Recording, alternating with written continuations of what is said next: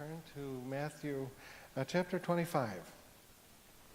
Look at the parable of the talents. We've been going through the parables. Took a little break 2 weeks ago.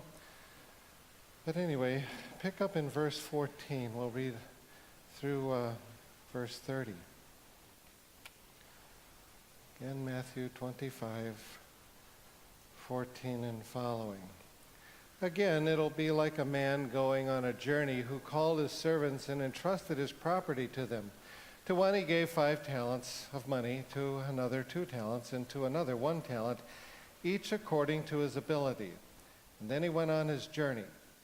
The man who had received the 5 talents went at once and put his money to work and gained 5 more. So also the one with the 2 talents gained 2 more. But the man who had received the 1 talent went off, dug a hole in the ground, and hid his master's money. After a long time, the master of those servants returned and settled accounts with them. The man who had received the 5 talents brought the other 5. Master, he said, you entrusted me with 5 talents. See, I have gained 5 more. And his master replied, well done, good and faithful servant. You've been faithful with a few things. I will put you in charge of many things. Come and share your master's happiness. The man with the 2 talents also came. Master, he said, you entrusted me with 2 talents. See, I have gained 2 more. And his master replied, well done, good and faithful servant. You have been faithful with a few things. I will put you in charge of many things. Come and share your master's happiness. Then the man who had received the 1 talent came. Master, he said, I knew that you are a hard man, harvesting where you have not sown and gathering where you have not scattered seed. So I was afraid and went out and hid your talent in the ground. See, here is what belongs to you. And his master replied, you wicked, lazy servant. So you knew that I harvest where I have not sown and gather where I have not scattered seed. Well then, you should have put my money on deposit with the bankers, so that when I returned I would have received it back with interest. Take the talent from him and give it to the one who has the 10 talents. For everyone who has will be given more, and he will have an abundance. Whoever does not have, even what he has, will be taken from him. And throw that worthless servant outside into darkness, where there will be weeping and gnashing of teeth. I'm going to start with a trivia question. You ready? So put your thinking caps on.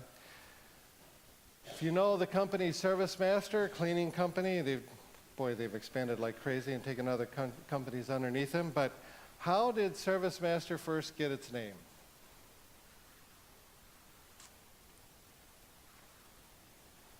Huh? It was a Christian that started a company. Got that far. Yes. Okay. And do you know his name? Marion Wade. If you get down to Wheaton, check out the Wade collection. He was a big fan of C.S. Lewis and Tolkien, and bought many, many things. You can see the wardrobe that Lewis wrote about in the Chronicles of Narnia, and his desk and a few other things there. Anyway, yeah, he was toying with a new name for the business, and he had like Serve His Master, and finally it got shortened to Service Master. I learned this first in Rhinelander. Allison decided to do some artwork on our furniture and took out the magic marker and doodled all over the upholstery of a couple of pieces, and so we called Service Master not knowing anything. And the guy walked away and said, thank you. And I said, well, how much do we owe you? He says, you don't owe us anything. He said, we take care of people who are in ministry. And I said, well, thank you very much. And then he told me the origin of the business. More importantly than that, though, Marion Wade was a Christian, and he ran his business Christianly. With a Christian worldview, his employees were viewed as people created in God's image, and he treated them with respect. The business was what God led him to do and create, but his ultimate goal was not to get rich, but to serve Christ through it.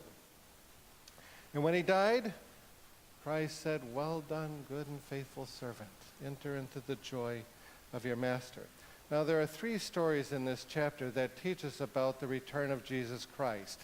The first one, the 10 virgins, speaks to us and tells us that we should be ready when Christ comes. The second one teaches us not only to be ready, but to be found serving Christ. Our story today goes another step and teaches us about how we ought to be living in the light of the second coming. Namely, and firstly, in obedience, but also in service. And the third has to do with the judgment. The third servant blends right into the separation of the goats and the sheep, and those who are in the kingdom and those who are not. That's why it's such a harsh judgment. We'll get to it. So what can we learn from this parable? Well, the first thing is this, and I forgot to put the verses next to the subtitles here, but anyway, verses 14 and 15, that God gifts us for service as he wills. Now, I'm going to use the word gift in the broadest sense of the word. That is because the story is not specific. You know, all that we have and are is from God. They are gifts, and it includes spiritual gifts. It includes natural talents and abilities. The way we have been crafted genetically and socially. Our time, our money, our opportunities. You get the picture. Now, the word talent has thrown some Christians off. They think of it as a personal talent. Figuratively, it refers to this. But literally, it does not. And so some have tried to distinguish, a talent from a spiritual gift and so forth on the basis of this. The word literally means weight. It was a certain weight of money, and it was a lot of money.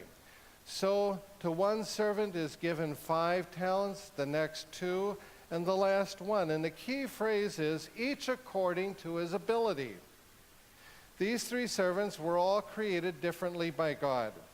God will not give us more than we can do or less.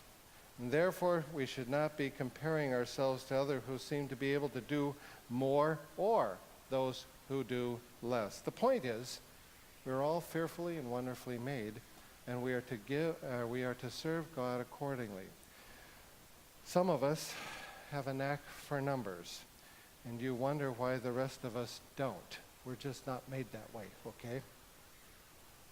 And you may think it's simple, but it's not. God did not make us alike. One size does not fit all. Some of us think strategically, and some don't. I remember the first interview. It was a phone interview with you all. Some of you were there. And I had to admit that it's hard for me to sit at a desk and draft out a 5-year strategy and then put it into action. I said, rather, I see needs that emerge, and through relationships, things get addressed. I find myself pulling up alongside people and encouraging them to help in one area or another. Some of us think linearly, and some think cyclically and holistically. And therefore, some of us have no problem with both and versus either or. 1 Corinthians 12, verse 11, but the one and the same Spirit works all things, distributing to each one individually, underscore this, just as he wills. We are who we are because God created us and molded us. Now, the main thing is to accept who we are and make ourselves, therefore, available to God. Not only does God gift as he wills, but he also gives us opportunity if we're available. And so that's the second point.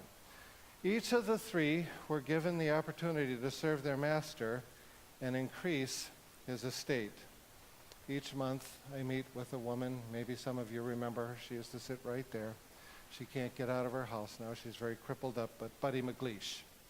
Name probably rings a bell. And we became probably good friends right from the start. I don't know what it was, but it was one of those connections. And uh, once a month I visit her, and we talk about many things. In fact, her kids go, "What do you guys talk about?" We talk about life. We talk about ministry, because her husband and her were involved with InterVarsity for many, many years. But the conversation almost always, I think there's one occasion where it did not come around to the love of her life. The rest always comes back to Jim, her husband. Many years now with the Lord, probably over 20 he's been gone, yeah. And she talks about him every time. From the time he was saved, he committed himself to Christ and his service. Now, way back in the day, InterVarsity was in Chicago, hence Urbana was used, for the missions conference all those years. And somehow Stacy Woods and a couple of others knew about Jim. See, Buddy and Jim lived in Canada. And Stacy asked Jim to serve in what is now called the CFO position. And Jim said, yes. And then he announced to Buddy that they were going to leave Canada and move to Chicago. Now, that's where she had been raised and everything, so it was a big adjustment, but they were willing. And Jim served out the rest of his days with InterVarsity. Now, if we make ourselves available, God will grant us all opportunities to serve. We may not be CFO of InterVarsity, doesn't matter. It may be very close to home. A gentleman that I deeply respect said of one man, he used what he had. He said, I'm impressed with that man because he used what he had. But let's think beyond some kind of Christian service. Let's think about life. All of life is sacred. I said that 2 weeks ago. And all we do and say is a form of worship or service to God. The words are interchangeable. And therefore, just living out our lives in obedience relative to our abilities counts for the kingdom of God. And if we do make ourselves available, then God will enable us to do what he calls us to do. That's the third point, verses 16 through 17. There is risk in any investment. Just got to go back to 2008, how it shook all of us. People lost work. We have a wonderful electrician working in our home, and we talked, and he talked about how difficult it was to find work after the crash in 2008. And then, I don't know, a couple days ago, because it had been weeks, since the first conversation, I said, some people are even talking about another adjustment. We were talking about reading the news and how disheartening it really is. And he said, don't talk like that. Don't talk like that. And he's right. But anything can happen. But we still invest so that when we're old, that there will be money to retire with, But it's an educated risk. Was there some risk in investing the master's money? Of course there was, at least for the first two. But it was an obedient risk. It was a risk of faith. And so they were good stewards, and they managed what the master gave them.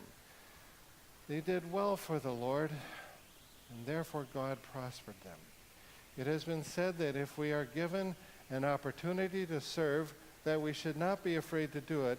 And if at first we do it badly, keep going, because we will eventually do it goodly. That was Stuart Briscoe, okay? That was Stuart Briscoe. Hang on a lot of his sayings. It has also been said, or he also said, that God will give us what we need to do what he has called us to do. And so I cling to those each and every day. Now, you may think it's easy for me to do a sermon every week. That's not true. That is not true. I fret all week. I was talking to a guy. He goes, really? You sweat it all week? Yeah, I sweat it all week. First draft, you go, oh, man, I don't know. Second draft, well, maybe okay. And then Sunday morning, you say, God, just do something, will you? Now, that's the truth. So, if asked to do something, before saying no, think. Think, Believing in others is another thing we should do in regard to this, that God will help them mature in the areas that we encourage them to work in. True Robertson was a master at this. He saw what people could do before they ever did. I went up there, well, I did the summer of 72. And then I went up in January of 73 and worked through August of 74. And that first little stint in 73, we did horseback rides, and all I did was, hop on a horse and take people out for rides. And summer was coming around, and Truman walked up to me and he said, "How about you being head wrangler?" I said, "What do I know about horses? I just sat on the back of a horse and took people out for rides." But he knew that I must have had some skill there, and so I said yes. Well, fortunately, God sent me good helpers who knew more than me, and together we changed and grew the program tremendously. Let's talk about the third guy who did nothing. What was his sin? It was a sin of omission. You say, well, why? Well, I don't think he really knew God. He knew him as a harsh master. He had, therefore, a poor picture of God. He liked being safe. He did not want to exercise faith. And the truth of the matter is, he did not have even a saving faith. We'll get to that. That's why he was so judged. But let's talk about Christians. Can we act similarly? Some have a poor image of God. They are embittered toward him because of what he has allowed in their lives. Some don't believe that he will help them. And some just want to be safe. Don't ask me to step out of my comfort zone. Or people, when they get hurt by others, have been mistreated, desire to quit. We can't. You just forgive and you keep slogging it out. So there can be this sin of omission. And what overall happens? Well, we discontinue growing. Beyond this, we need to know that God is a rewarder of those who walk with him. We have to remember that God is abundantly good and loves to reward his children. So that's the fourth point. Now remember, this is a parable. So they have one big point, and there might be these sub-points, but sometimes they keep us guessing. But a few things we can say for sure. Let's talk about rewards first, shall we? There are rewards here and now. There will be personal growth. We will see people come to know Christ. We will see the fruit of truth, if you will, being taught. We will sense God's pleasure. And even, yes, maybe greater responsibility given along the way. But there are also future rewards, Just to hear, when we enter heaven, "Well done, good and faithful servant. Enter into the joy of your master," will be enough. When we meet Christ at the judgment seat, this is something we also will face, we will see reward for all that we have done in this life for the kingdom. Some wonder if in the eternal state we might enjoy greater responsibility than others. I don't know. And if so, there's certainly not going to be any jealousy or pride. Y'all remember Inspector Morse? And he had his student named Lewis. When they first started out together, he didn't really care for Lewis all that much. He was a fledgling cop. But Lewis proved himself over the years. And then you would hear Morse say, "Well done, Lewis, well done." And till the end, when he finally was totally reliant upon Lewis. It will be a good thing to hear. "Well done, good and faithful servant." Now, let's talk about the judgment. Can there be present repercussions that we can reap because of disobedience? I believe so. There will be the judgment seat to come of Christ. We read about it twice. It's only mentioned in 2 Corinthians chapter 5 as the judgment seat or the bema. We think it's also referred to in 1 Corinthians chapter 3, and the picture there is this hopper in which all things are put, furnace, whatever, and all our deeds are burned. And so what's left is, the reward. And if there's little reward, we'll know that we've done little. If there's much reward, we'll know that we've done much, hopefully with the right heart. But that's the idea here. So that is coming. But what about the third guy? Like in other stories, and even the event with the 10 leopards, Jesus seems to be pointing out the sin of the religious leaders, the unregenerate. Why? Because he wants to put them down? Does he want to pick on them? Does he want to get his jabs in? No. He wants to prick their conscience and lead them to himself. One of the goals of the parables is to separate the goats and the sheep and to lead people to Christ.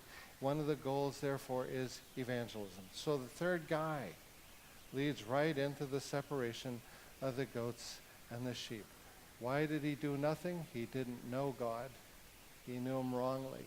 He didn't understand his grace and so forth. And so he lived safely in his little domain. But he was judged in the end.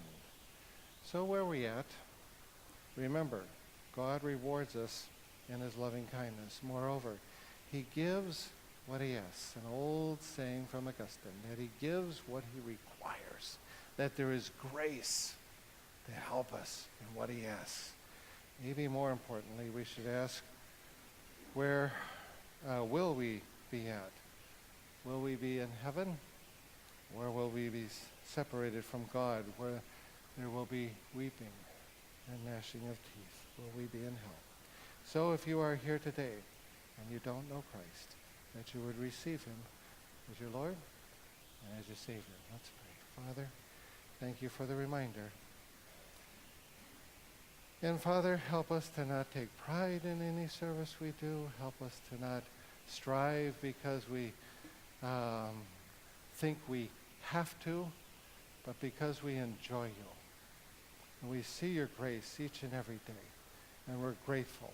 And so, in the light of all of that, may we enjoy you and glorify you forever. Amen.